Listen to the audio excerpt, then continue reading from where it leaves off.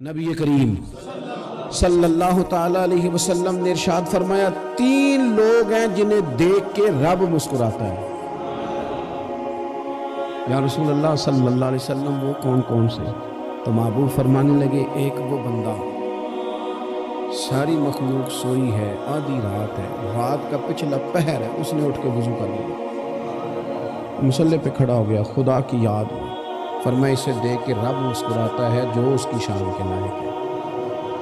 مسکراتا ہے اللہ، یہ تو سونے کا ٹائم تھا، یہ تو گہری نیند آنے کا وقت تھا، رات کا پچھلا پہر، رات پوے تے بے درداں نو نیند پیاری آوے، درد منداں نو یاد سجن دی ستیاں بھی آن جگاوے، اور ساون کی کالی راتوں میں جب بوندا باندی ہوتی ہے، وہ راتوں کو اٹھ اٹھ روتے ہیں جب خلقت ساری سوتی ہے، اللہ مسکراتا ہے۔ سننا میرے بھائی، میرے نبی پاک صلی اللہ تعالی علیہ وسلم فرماتے ہیں جب مسلمان نماز کے لیے صفیں بناتے ہیں، ترتیب لگ رہی ہوتی ہے، اب اللہ کی بارگاہ میں کھڑے ہوں گے، قیام کریں گے، رکوع کریں گے، سجود کریں گے، فرمایا جب مومن صفیں بناتے ہیں تو رب دیکھ کے مسکراتا ہے،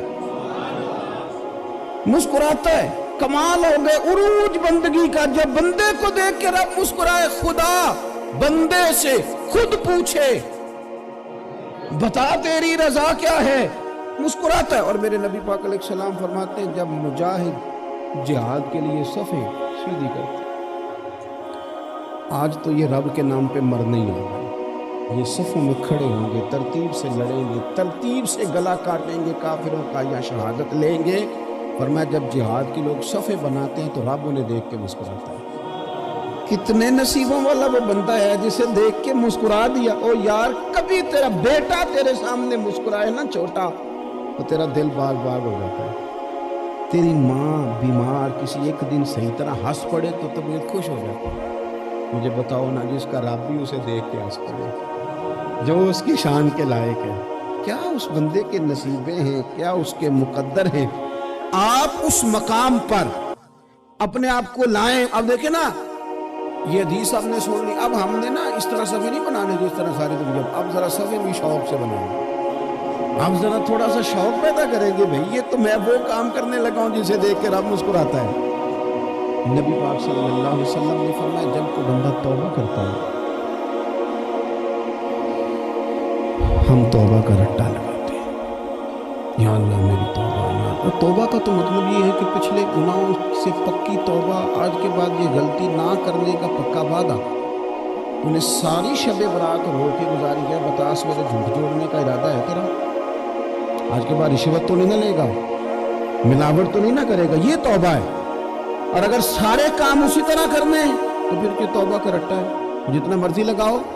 حضرت علی بن ربیعہ رضی اللہ تعالیٰ عنہ فرماتے میں مولا علی کے ساتھ تھا، مقام حرہ کی طرف جا رہے تھے، حضرت علی نے ہاتھ اٹھا کے دعا مانگی ہماری تعلیم کے لیے، ورنہ حضرت علی ہم صحابہ کو محفوظ عن الخطا تو مانتے ہیں، ہاتھ اٹھا کے کہا اے اللہ ہمارے گناہ بخش دے، تیرے علاوہ کوئی معاف کرنے والا نہیں۔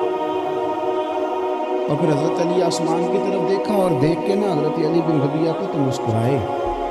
حضرت علی بن ربیعہ کہنے لگے حضور مسکرائے کیوں؟ وہ فرمانے لگے ایک دن میں حضور کے ساتھ اسی طرح آیا تھا، اسی طرح حضور نے دعا فرمائی تھی ہماری تعلیم کے لیے، اور پھر حضور مجھے دیکھ کے مسکرائے تھے اور فرمایا جب کوئی بندہ رب کی بارگاہ میں اس طرح استغفار کرتا ہے تو رب مسکراتا ہے، اور مسکرا کے فرماتا دیکھ لو میرے بندوں کو پتا ہے کہ میرے علاوہ معاف کرنے والا کوئی نہیں، انہیں پتا ہے، تم اس کی بارگاہ میں رجوع تو لاؤ، آؤ تو صحیح دو آنسو لے کر۔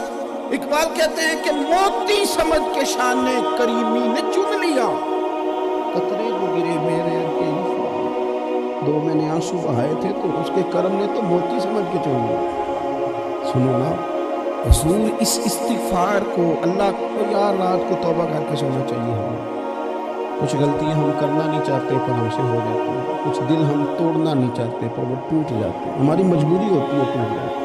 رات کو اس کی بارگاہ میں ہاتھ باندھ کے کشکول طلب دراز کر کے خوب استغفار پڑھنا چاہیے کہ مالک بندے ہیں نا کیا کریں، نفس کا ساتھ ہے، دنیا کا ساتھ ہے، خواہشات نفسانیہ، مالک معاف کر دے، درد سے توبہ، رسم نہ ہو، کہانی نہ ہو، लफ्ज ना हो, जुमले ना हो, और जनाब ऐसे लोगों के बीच बड़े हाथ बांध के और बड़ा कोई ज़रूरत नहीं। आप अकेले अपनी चारपाई पर बिस्तर के अंदर मुंह दे के भी दर्द से कहेंगे ना माफ़ कर दे, तो वो तो मेहरबानी बढ़ाए। मेरे नबी पाक सल्लल्लाहु अलैहि वसल्लम मिसाल देते हैं, फरमाया एक आदमी सहरा में जा रहा है, सहाबा से हुजूर खिताब कर रहे हैं, फरमाया एक आदमी सहरा में जा रहा था, उसने अपनी ऊँटनी पे खाना पानी पैसे हर चीज़ रखी हुई थी। सहरा था बहुत बड़ा, दरमियान सहरा के गया तो थोड़ा सा सस्ताने के लिए, आराम करने के लिए ऊँटनी से नीचे उतरा। अब उसने ऊँटनी की लगाम, ऊँटनी की नकेल अपने सरहाने के नीचे रखी, हाथ के साथ पकड़ी और सो गया। थोड़ी ही देर के बाद जब उसकी आंख खुली तो देखा ऊँटनी गायब है।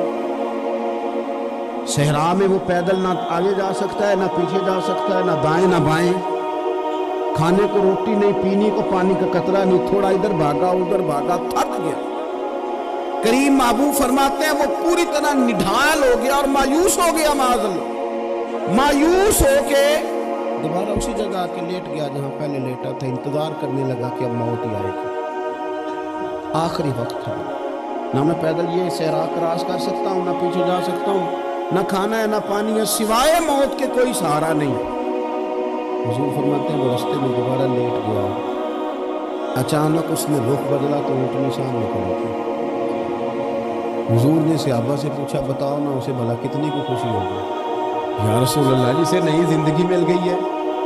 आप देखें ना, सारे डॉक्टरों ने कह दिया कि इसके तो गुर्दे मैदा जिगर हर चीज खत्म है, घर ले जाओ खिदमत करो, हर तरफ परेशानी है। वो बंदा भी समझ गया है कि आखिरी वक्त आ, कल जाऊं परसों जाऊं, तैयारी हो गई, सब लोग आ गए, बाहर वाले भी आ गए, ये माहौल एक अजीब रंग इख्तियार कर गया। अचानक एक डॉक्टर ने आके कहा नहीं नहीं गलती लग गई थी। मुझे बताइए अंदाज क्या होता है? बगैर दवाई के बंदा उठ के खड़ा नहीं हो जाता। ओ मैं तो बच गया हूं। नबी पाक सल्लल्लाहु अलैहि वसल्लम फरमाने लगे उसकी ऊँटनी मिल गई, बताओ भला उसे कितनी खुशी होगी? या रसूल अल्लाह, वो तो दोबारा दुनिया में आ गया। हुजूर फरमाने लगे उसे कुछ भी खुशी नहीं होगी। जब कोई रब का गुनाहगार बंदा आके तौबा करता है, रब को इससे कई गुना ज्यादा खुशी होती है। मेरा बंदा आ गया, मेरा बंदा आ गया, मेरे घर आ, उसने आंसू बहाए हैं। उसने कहा अल्लाह मैं तेरा ही हूँ, तेरा ही रिज़्क़ खाता हूँ, तेरी ही ज़मीन पे रहता हूँ, तेरे नाम से मेरी सांसें चलती हैं। वो आ गया। फरमाया उस ऊँटनी वाले से ज़्यादा रब को खुशी होती है जब गुनाहगार आके तौबा करे। गुनाहगारों के आंसू उसकी बारगाह में बड़े मकबूल हैं, लेकिन हम रस्म अदा करते हैं, तौबा नहीं करते। हम अपने आप के साथ धोखा करते हैं, झूठ बोलते हैं। हम बंदा कोई नाराज हो जाए तो हमें को नहीं नींद आती, उसके घर चले जाते हैं। हम अपने सारे रिश्तों को, ताल्लुकात को मेंटेन करके रखने के आदी हैं। हमें पता है कि वहाँ मैं नहीं जा सका तो बेटा भेजता हूँ, फलां शादी पे मैं नहीं जा सका तो भतीजा भेजता हूँ, भाई भेजता हूँ। हर ताल्लुक का हमने ख्याल रखा, कोई रूठ ना जाए। कमाल है, ये नहीं सोचा कि अगर रब रूठ गया, जब वो रूठ जाए ना तो सारे रिश्ते भी बंदे के पास मौजूद हों तो कोई करामत नहीं होती। फिर करोड़ों रुपया जेब में हो तो डॉक्टरों की दवाइयाँ असर नहीं करती। वो रूठ जाए तो फिर इंसान इस तरह से फिसलता है कि बड़े बड़े उसके पास दरवाजे होते हैं पर किसी जगह उसका हाथ नहीं लगता। खुदा सुनो, नबी पाक सल्लल्लाहु अलैहि वसल्लम के पास मेहमान आ गया, बुखारी मुस्लिम है। हुजूर ने अज़वाज मुतहरात के घरों में पैगाम भेजा, कोई चीज़ है ज़ियाफ़त के लिए? या रसूलल्लाह कुछ भी नहीं, ये दो जहां के शाह हैं और पास कुछ रखते नहीं, दो जहां की नेमतें हैं, इनके खाली हाथ हैं। या रसूलल्लाह कोई चीज़ भी नहीं। हुजूर ने सहाबा के मजमे पे नजर डाली, या रसूलल्लाह सल्लल्लाहु अलैहि वसल्लम हुक्म हो। तो हुजूर फरमाने लगे तुम में से कोई बंदा है जो इसे घर ले जाए, रोटी खिलाए? एक सहाबी उठे, फौरन हुजूर मैं लेके जाता हूँ, खाना खिलाता हूँ। फरमाते हैं मेरे घर में सिर्फ बच्चों का खाना था,